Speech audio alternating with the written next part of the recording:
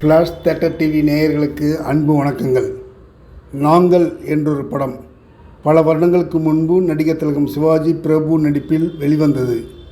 அதே டைட்டிலில் முற்றிலும் மாறுபட்ட கதையம்சத்தோடு இப்போது வந்திருக்கும் படம் கலாபவர் ஸ்ரீ கிரியேஷன்ஸ் நிறுவனம் சார்பில் GVS ராஜு இந்த நாங்கள் படத்தை தயாரித்திருக்கிறார். கதை எழுதி திரைக்கதை வசனம் எடிட்டிங் ஒளிப்பதிவு செய்து படத்தை இயக்கியிருப்பவர் அவினாஷ் பிரகாஷ்.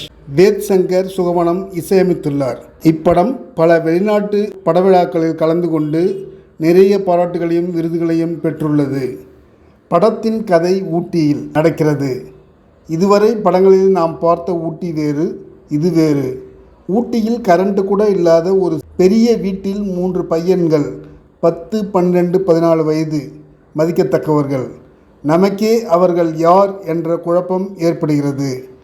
அவர்களே தரையை பெருக்கி சுத்தம் செய்கிறார்கள். கடைக்கு போய் காய்கறி வாங்கி வந்து சமைக்கின்றனர். டாய்லெட் கிளீன் பண்ணுகிறார்கள்.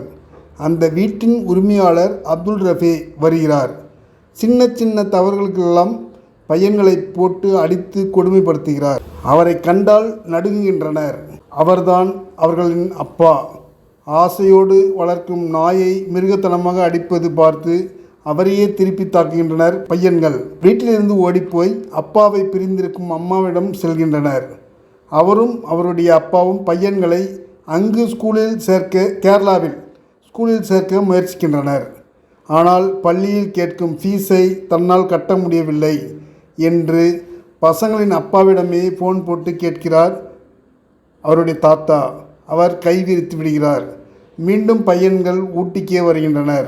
பிரிந்திருந்த மனைவி கணவனிடம் பசங்கள் நல்வாழ்வுக்காக வந்தேன் என சொல்லி வருகின்ற போது அப்துல் ரஃபி அவரை ஏற்றுக்கொண்டாரா இல்லையா என்பது மீதி கதை.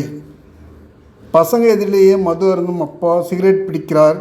இவ்வளவு கொடுமையாக இருப்பாரா என்பது போல நம்மை திகைக்க வைக்கிறது. அவர்கள் நல்ல ஃபியூச்சருக்காக தான் அப்படி நடந்து கொள்கிறாரா, இல்லை வேறு ஏதாவது காரணமா என்பதற்கு படத்தில் விடை இருக்கு. அளவுக்கு மீறிய ஸ்லோவான படம் இது.